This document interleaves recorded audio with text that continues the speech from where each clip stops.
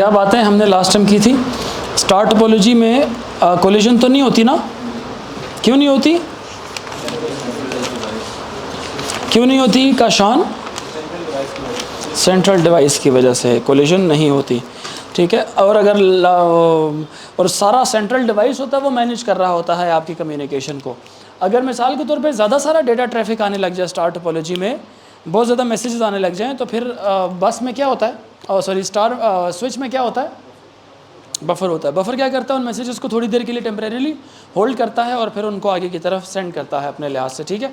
For high level of activity the switch stores incoming messages in a buffer which until each individual cable या workstation it is free, ठीक है, for the transmission. So collision is impossible and we do not need CSMA या CD in star topology because star topology में आप एक ही वक्त पे डेटा ट्रैफिक ज़्यादा सारी भेजते ही नहीं। आप एक वक्त में इंतज़ार कर लेते हैं तब तक जब तक चैनल खाली नहीं होता, तो उसके पास बफर्स मौजूद होते हैं सारा काम को एग्जीक्यूट करने के लिए, ठीक है। क्या हम लोगों ने डिस्कस कर लिया था CSMA/CD? मैं ये कुछ वर्ड्स बोल लेता हूँ, आप ज़रा इनको एक दफ़ा देख लें। ये द टेक्निक जो इसको हैंडल करती है ना कोलिजन को। What is collision? When the same बस is associated, when the same Ethernet cable is associated and both या when multiple users are sending data at one time. It might happen because data is change in the voltage level.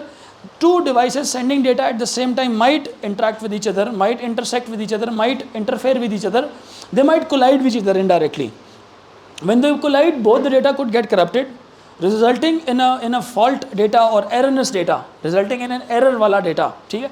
उससे क्या होगा फिर and में कि हमें कोई technique invent करनी पड़ेगी जो हमारे एक ही वक्त में, because computer never knows someone is using someone is sending his data or not, so we have to do something कि जिससे हमारा डेटा कोलाइड ना करे। Computer in a network is in this room, the other computer might be in another room, other computer might be somewhere else, जहाँ पे उस computer को नहीं पता कि किस वक्त मुझे डेटा भेजना है और किस वक्त डेटा नहीं भेजना। फैसला लिया जा सकता है कंप्यूटर के लिए कि कंप्यूटर पहले डेटा सेंड करने से पहले उस वायर का स्टेटस चेक करे, if there is a slight change in the voltage level means it is already occupied by some other computer. Change in voltage level means someone is sending data. Change in voltage means someone is sending data.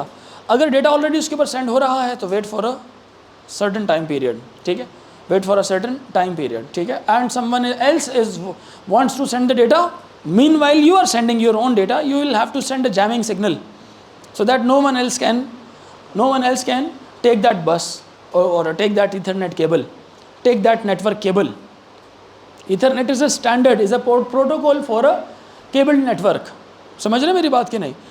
और वो थोड़ी देर के लिए क्या कर देगा, अपना data मज़ीद भेजेगा, ठीक है। जब तक उसका डेटा एंड नहीं हो जाता तब तक कोई दूसरा उसको ऑक्यूपाई नहीं करेगा। It's a slow process but collision is avoided. Collision is avoided in such a way that you just occupy the Ethernet cable for the time period you need it. What are the drawbacks? Other computer has to wait until the Ethernet cable is free. Other computers को क्या करना पड़ता है? इंतज़ार करना पड़ता है तब तक जब तक वो है, क्या नाम है उसका, बिजी है, केबल बिजी है। नुकसान है ना उसका। दूसरा नुकसान क्या है? इंतज़ार करना पड़ता है। It's a slow mode of communication, ठीक है। While this thing is avoided in star topology, cable network star topology में चीज़ अवॉइड कर दी जाती है बिकॉज हर एक कंप्यूटर के लिए एक डेडिकेटेड लिंक प्रोवाइड किया जाता है। वो स्विच के साथ कनेक्ट होती है without the fear, because switch provides point two point connection, logical point two point connection of all computers connected in a network. समझ आ रही है बात कि नहीं? दो कंप्यूटर्स एक वक्त में भी डेटा जब भेजते हैं तो वो स्विच में आके सेव हो जाते हैं। अगर डेटा ट्रैफिक ज़्यादा हो जो स्विच में आके सेव हो जाते हैं। क्यों सेव होते हैं? बिकॉज हो सकता है स्विच ने आगे जिस चैनल पर डेटा को सेंड करना है वो ऑलरेडी बिजी है, ताकि अपने डेटा आपस में ना कोलाइड करते फिरें। तो जब वो जैसे ही फ्री होता है स्विच उसके ऊपर डेटा ब्रॉडकास्ट कर देता है जी। मतलब कह लें कि दो कंप्यूटर्स वायर्स एक दूसरे के साथ कनेक्ट नहीं होती, सेंट्रल डिवाइस उनको एक दूसरे के साथ कनेक्ट करवा रहा होता है खुद मैनेज करके। तो तुम लोग टेंशन ना लो, मैं खुद ही मैनेज करूँगा, सारों को एक दूसरे से अलग ही रखूँगा। यू कैन से दैट कि internal wiring of the switch might be different. Computer number 1 की वायरिंग 7 के साथ डिफरेंट कंप्यूटर्स के साथ, अगर 8 कंप्यूटर्स हैं अलग है। 2 की बाकी रिमेनिंग के साथ सबके साथ अलग वायरिंग है, दिखती नहीं है, हो सकता है स्विच के अंदर अलग वायरिंग हो, समझ आ रही बात ही कि नहीं आ रही? जैसे मिसाल के तौर पे ये आपका स्विच था, इसमें ये आपके वो लगे हुए हैं, कनेक्शंस लगे हुए हैं, ठीक है। एक कंप्यूटर यहाँ पे कनेक्टेड है, ये कंप्यूटर इसके साथ कनेक्टेड है, ये कंप्यूटर इसके साथ कनेक्टेड है। Physically they are not connected to each other but logically they are. कौन इनको कनेक्ट करवा रहा है? इसका कनेक्शन, ये स्विच नंबर 1 2 3 4 ये इससे भी कनेक्टेड है, समझ रहे कि नहीं? ये इससे भी कनेक्टेड है, ये इससे भी कनेक्टेड है। अगर इसने डेटा 2 के लिए भेजा तो इस वायर के जरिए चला जाएगा, इसने डेटा 3 के लिए भेजा तो इस वायर के जरिए चला जाएगा, इसने डेटा 4 के लिए भेजा तो उस वायर के जरिए चला जाएगा। और यहाँ पे उसके साथ क्या चीज़ कनेक्ट हो जाएगी? चौथा कंप्यूटर कनेक्ट हो जाएगा। समझ आ रही बात? ही नहीं आ रही? ये तो फुल डुप्लेक्स डेटा ट्रांसमिट करता है ना। स्विच क्या करता है? फुल डुप्लेक्स डेटा ट्रांसमिट कर रहा होता है बोथ डायरेक्शन में, ठीक है। इसी तरह से अगर कंप्यूटर नंबर 2 ने डेटा भेजना 1 की तरफ, इस वक्त तो पहले से चैनल अवेलेबल है, फुल डुप्लेक्स चैनल अवेलेबल है 2 और 1 का। 2 और 3 का अवेलेबल नहीं है, वो ये हो जाएगा। और 2 और 4 का अवेलेबल नहीं है, वो कौन सा हो जाएगा? वो ये वाला हो जाएगा। इसी तरह से 3 और 3 की तरफ से डेटा जाना है, अगर 3 ने 2 को भेजना तो ये ग्रीन वाला लिंक है, 3 ने 1 को भेजना तो ये वाला लिंक है, 3 ने 4 को भेजना तो इसका लिंक आपस में इसके साथ जुड़ गया। समझ आ रही बात है कि नहीं? अब ये आपको नज़र नहीं आ रही इनकी वायरिंग, ये स्विच के अंदर हुई भी है सारी। इसी तरह से कंप्यूटर नंबर 4 ने 3 को भेजना, ये रेड वाला लिंक है, 4 ने 2 को भेजना, ये ग्रीन वाला लिंक है, इसने 4 ने 1 को भेजना, वो ये वाला लिंक है। हर कंप्यूटर ने अपने साथ कितने कनेक्शंस डेवलप कराए हुए हैं? 3-3। दरम्यान वाले 4 इसलिए कराए हुए क्योंकि ये इनके भी 3-3 कनेक्शन है। इनफैक्ट हर एक कंप्यूटर के 3 कनेक्शन हैं इनडायरेक्टली। व्हाट? वो तो डेटा पैकेट्स तो अब ये तो मैं आप तो खुश हो जाएं, मैं आपको स्विच के अंदर की चीज़ दिखा रहा हूँ। नॉर्मल तो दुनिया क्या कहती है, वो सिर्फ डब्बा बना लेती, कहती है स्विच है। मतलब I know what you are expecting me to tell you कि इधर बफर किधर लगा हुआ है। So it's far beyond your own scope of this book कि स्विच अंदर से किस तरह से दिखता है। It is somewhere over here. अब आप मुझे बोले सर सर्किट में कैसे? तो I am not a hardware engineer, I can not tell you कि अब ये जो पोर्ट लगी हुई है, पोर्ट के साथ ये है किसका बफर है। अब इसके साथ का जो बफर है ये हो सकता है इसका अपना डेडिकेटेड बफर ये है, ये मेरी इंजीनियरिंग सेंस ये कहती है। हो सकता है इसके साथ अपना बफर, लेकिन अब ये बफर इसका हो गया, ये इसका अपना बफर लगा हुआ है और ये इस पोर्ट का अपना बफर लगा हुआ है। It is like a RAM, temporary memory. RAM भी टेम्परेरी मेमोरी है, बफर भी टेम्परेरी मेमोरी है, but RAM is conceptually different. Buffer is far faster than RAM. RAM is faster than secondary storage, but buffers they are faster than RAMs. ठीक है, computer में RAM अलग होती है, buffer अलग होता है कंप्यूटर्स में। बट यहाँ पे यू कैन से दैट कि the technology used it can be the one जो कि रैम के लिए लगती है। जैसे static RAM, there are two type of RAM, dynamic and static. The static one is made using chips, ICs से मिलके बनता है। जो static RAM है किससे मिलके बनती है? IC से मिलके बनती है। I don't have a gadget over here, otherwise I would have shown you. Mostly मैं इसको तोड़ता हूँ और दिखाता हूँ।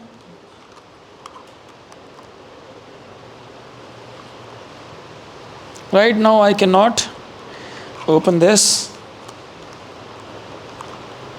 नहीं कर सकता बिकॉज इसमें स्क्रू लगा हुआ है। ठीक है, स्क्रू ना लगा होता तो मैं आपको खोल के दिखा देता। इसके अंदर जो गैजेट्स होते हैं ना, वो जो ब्लैक कलर की एक चिप्स ही होती है, ठीक है, वो सॉलिड स्टेट उसको बोलते हैं। मूविंग पार्ट ज़्यादा हो ना, जिस तरह कैपेसिटर्स लगे हुए हों, बीच में रेजिस्टर्स लगे हुए हों, और इस तरह इलेक्ट्रॉनिक गैजेट्स लगे हों, तो डायनामिक रैम होती है। ठीक है तो बफर जो सी है ना, मोस्टली चूँकि स्टैटिक रैम में मूविंग, उसमें कांस्टेंट रिफ्रेशिंग की ज़रूरत नहीं पड़ती, जिसकी वजह से थोड़ी फास्ट होती है, तो बफर उससे मिलके बनते हैं स्टैटिक रैम वाली टेक्नोलॉजी से। या in other words you can say that कि using NAND gates, you know the AND gate, OR gate, this gates, ये कंप्यूटर में इस्तेमाल होगा। जो फर्स्ट टाइम पढ़ रहे हैं, don't worry, will study it later. ठीक है, ठीक है। So these are certain gates ये इस्तेमाल होते हैं कंप्यूटर्स के अंदर, ठीक है। So just ignore for now, just ignore for now, ठीक है। सो हमने ये जो बात आज पढ़ी है स्विच की अंदर की बात पढ़ ली, जो हमारा दिमाग कहता है। हमने लिखना नहीं है। सवाल आपका था कि लॉजिकली कैसे इसको हम कहेंगे, तो आपको सिर्फ क्या चीज़ दिखाई जाती है? It's a black box, it's a black box. Black box का मतलब है जैसे जहाज़ का ब्लैक बॉक्स होता है ना, हर जगह से बंद होता है, अंदर क्या चल रहा है मशीनरी नहीं पता, बस इतना पता है कि ये हर चीज़ को अपने पास स्टोर कर ले। दिखने में वो एक, इसी तरह से स्विच के दिखने में क्या है? Laptop is a black box, you just look at these ports, when you open it you see a very complex circuitry inside it.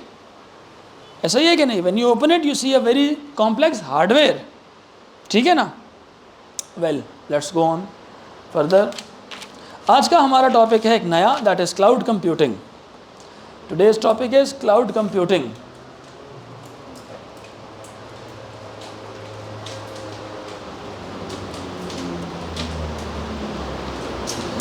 कोई बंदा मुझे बता सकता है क्लाउड कंप्यूटिंग कभी सुना है आपने? क्या होती है, क्या नहीं होती?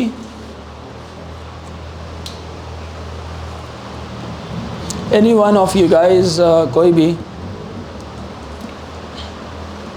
कोई बता सकता है क्लाउड कंप्यूटिंग? पता है आप लोगों को? मतलब थोड़ा सा दिमाग पे जोर डालें। काशान बताएगा। क्लाउड कंप्यूटिंग के बारे में कभी सुना है? नहीं सुना? चलो लफ्ज़ तोड़ता हूँ मैं। क्लाउड के बारे में सुना है? तो क्लाउड क्या होता है ये कौन बताएगा? यार ऐसे अगर जवाब दिया आपने कंप्यूटर्स में क्लाउड अगर बादल को बोलते हैं फिर तो, हाँ फिर तो बहुत, इसका मतलब है बुरी बात है। कंप्यूटर में क्लाउड किसको बोलते हैं? That is on height.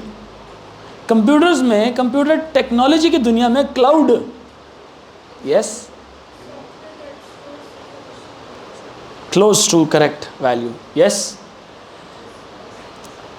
Haven't you ever heard about iCloud? Cloud सुना है ना आपने? आई क्लाउड सुना है कि नहीं सुना हुआ? तो क्लाउड कंप्यूटर्स में किसको कहा जाता है? ये एक ऐसी जगह होती है जहाँ पर आपने अपना डेटा स्टोर किया होता है। क्लाउड स्टोरेज, ये एक ऐसी जगह होती है जहाँ पे आपने डेटा अपना स्टोर किया होता है। आईफोन वालों को पता ना? आईफोन वाले, ये नहीं पता? आईफोन, iOS, iOS क्या है? आईफोन का ऑपरेटिंग सिस्टम। समझ आ रही बात की नहीं? आईफोन, आई वालों का फोन, आई उनका पता नहीं क्या आया है, आई डोंट नो आई क्या है, लेकिन आईफोन, आई क्लाउड अपने नाम इजाद किया है उन्होंने, पता नहीं और कौन सी वाली आई, क्या आई के साथ और क्या क्या आता है, ठीक है कि नहीं? खैर, आई होप आपको समझ आया। तो क्लाउड किसको बोलते हैं? जहाँ पर आप अपने डेटा को स्टोर करते हैं, not on your computer but somewhere else. किसी और जगह जब आप स्टोर करते हैं उस जगह को क्लाउड स्टोरेज कहा जाता है। उस जगह को क्या कहा जाता है? क्लाउड स्टोरेज कहा जाता है। ऑन साइट नहीं होती वो लोकेशन, कहाँ होती है? Of site. Of site location पर डेटा जब आप स्टोर करते हो तो वो क्लाउड स्टोरेज बन जाती है। क्या बन जाती है? Cloud storage. और जब आप उसको एक्सेस कर पाएँ, जब आप उसको एक्सेस कर पाएँ इंटरनेट के ज़रिए, तो वो बन जाता है क्लाउड कंप्यूटिंग हो जाता है। डेटा उस पर स्टोर करना और डेटा उधर से क्या करना? रिट्रीव करना। स्टोर करना और क्या करना? उधर से रिट्रीव करना।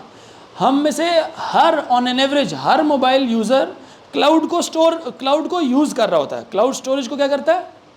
यूज़ कर रहा है।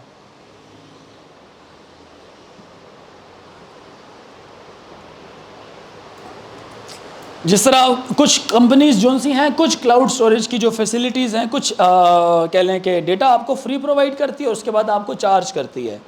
कुछ कंपनीज क्या करती हैं? चार्ज करती हैं। इसी तरह से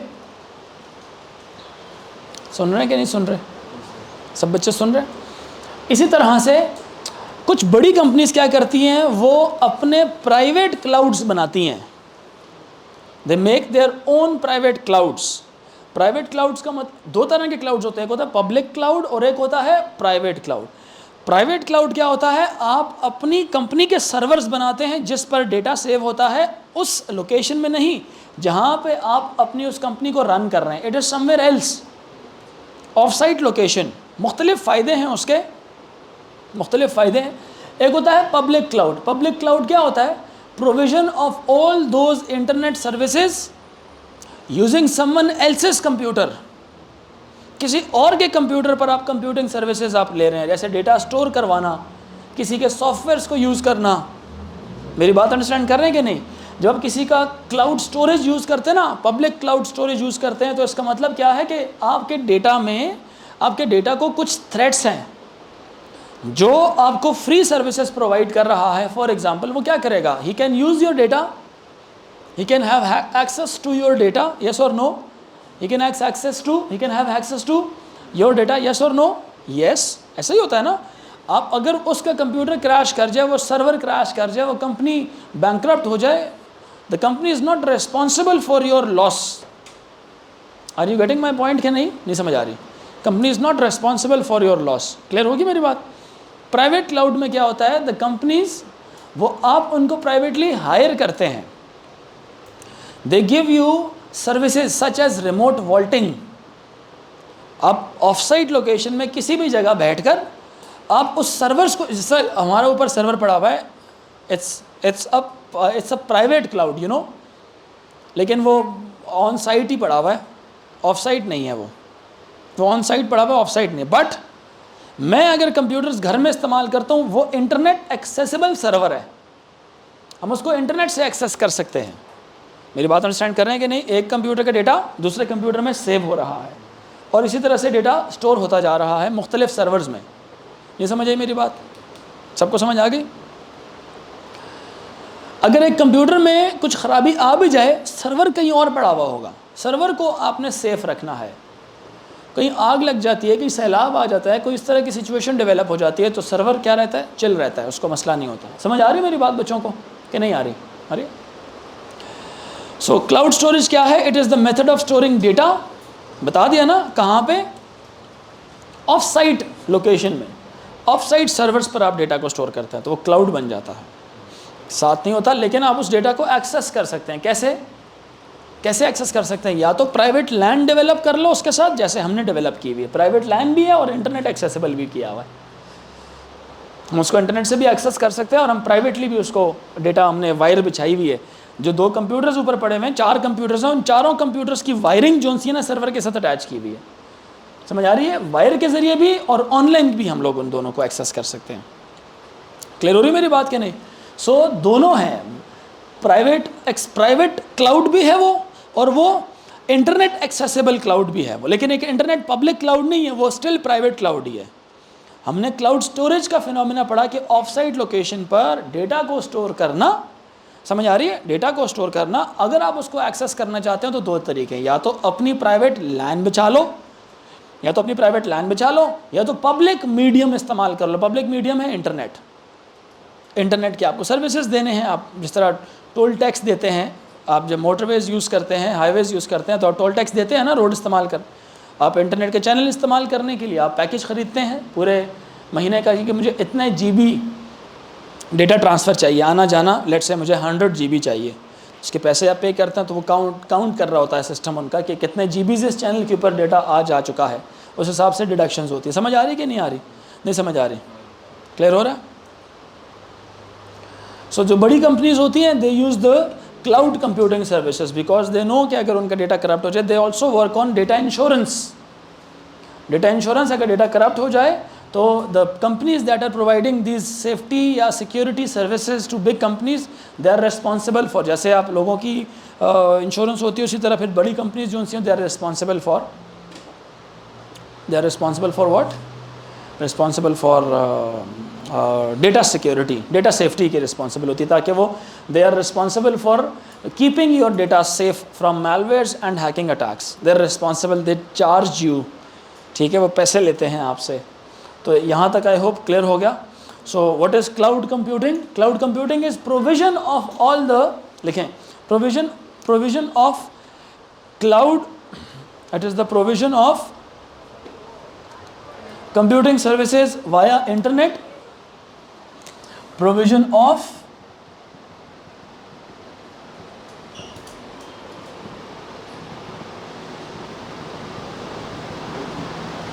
services via internet, provision of computing services via internet. Clear हुई मेरी बात कि नहीं हुई? सब बच्चे बताओ, डन हो गया? दो तरह की क्लाउड कंप्यूटिंग है, एक प्राइवेट क्लाउड होते हैं और एक होते हैं पब्लिक क्लाउड होते हैं। बताएं प्राइवेट क्लाउड क्या होगा?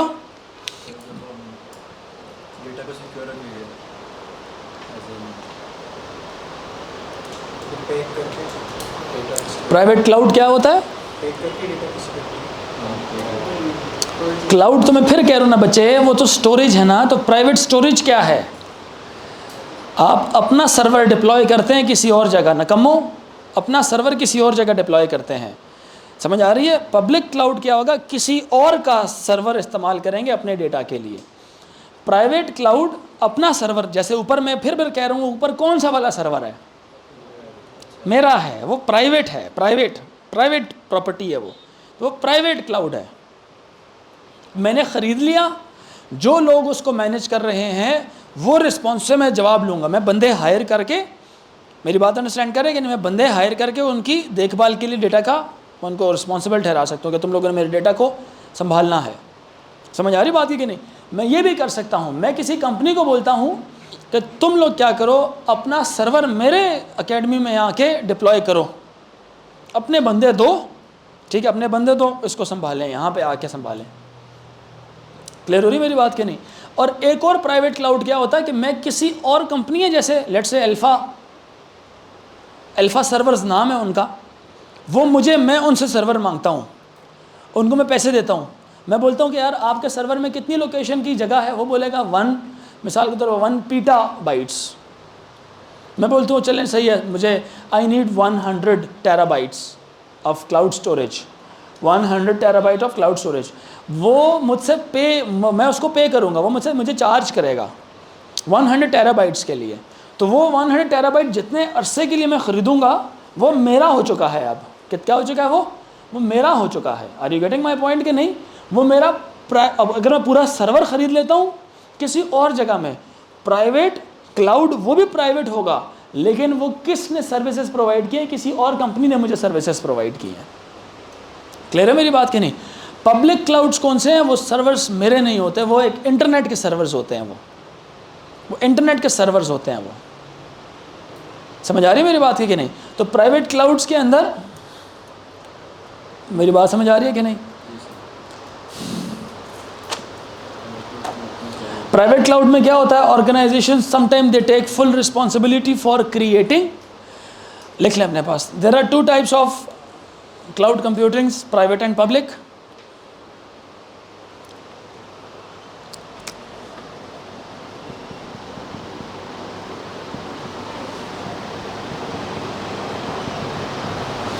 Private and public.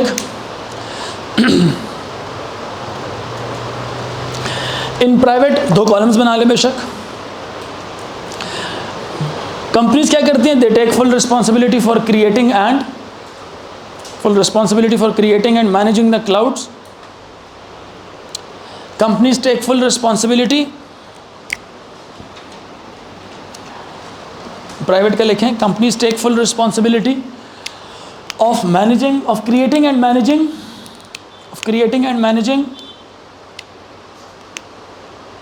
for creating and managing the clouds installed, for creating and managing the clouds installed, for creating and managing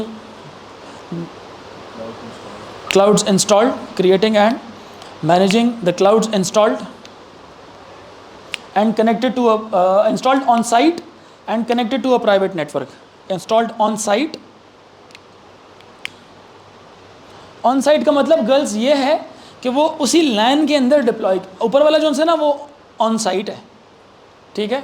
companies are responsible for creating and managing, companies are नहीं, I have developed it for myself, मैंने खुद बनाया है वो cloud, मैंने वो खुद server बनाया है जिस सर्वर के अंदर मेरी मर्ज़ी के बीच में प्रोसेसर्स लगाए हुए, मैंने मेरी मर्ज़ी के जो है ना उसके अंदर रैम लगी हुई, मेरी मर्ज़ी का उसके अंदर स्टोरेज मैंने लगाई हुई है। समझ आ रही बात ही कि नहीं। और वो जो सी है थोड़ा सा यू कैन से दैट के इतना सर्वर्स एक्सपेंसिव नहीं होता, servers are cheaper as compare to computers, क्योंकि लोगों की इतनी नीड नहीं होती, इतनी बड़ी मेमोरी की लोगों की ज़रूरत ही नहीं होती, तो इसलिए सर्वर्स लेते ही नहीं है। तो इसलिए सर्वर्स की डिमांड कम है, कॉस्ट उसकी इसलिए कम है। डिमांड भी कम, कॉस्ट भी कम। जिसकी डिमांड ज़्यादा होती है, सप्लाई कम हो जाती है, कॉस्ट बढ़ जाती है उसकी। सही है कि नहीं? तो प्राइवेट का हम लोगों ने लिख लिया, ऑन साइट। दूसरा लिखें और इसी का लिखें, द ऑर्गेनाइजेशन सम टाइम, अगर मैं यही आउटसोर्स कर देता हूँ to a third party, third party कौन? बाहर के कोई बंदे को मैं दे देता हूँ, ऐसे भी मैं कर सकता हूँ। ऑर्गेनाइजेशंस में also outsources to a third party, private की लिखना है भी आपने। द ऑर्गेनाइजेशन में आउटसोर्सेस, द ऑर्गेनाइजेशन आउटसोर्सेस में outsources the creation and management of, the organisation outsources creation and management of an on-site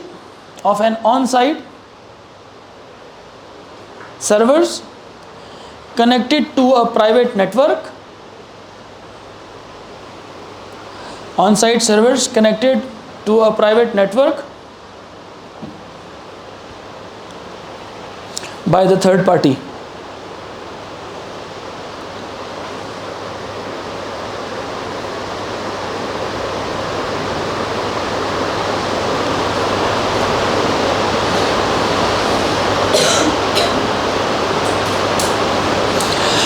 एक और भी है, अब कंपनीज क्या कर सकती हैं, थर्ड पार्टी को हायर कर सकती हैं of site management and creation of the cloud storage facilities.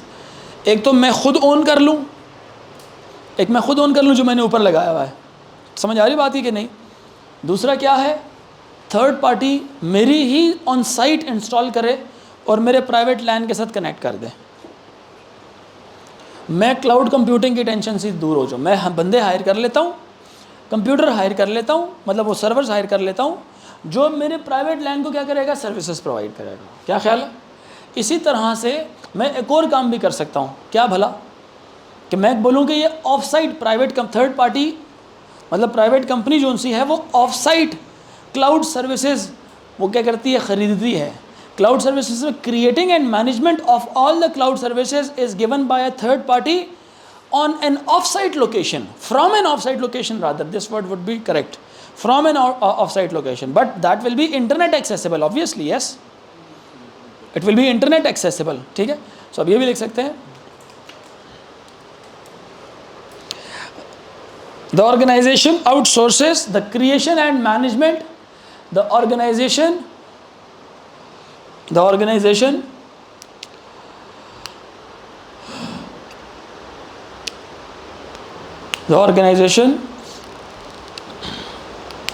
क्या लिखा, outsources the creation and management, outsources the creation and management of an internet accessible system,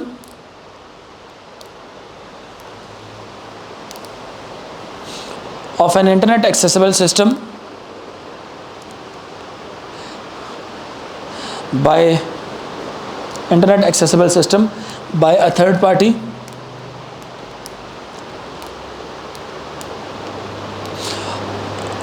on an off-site location,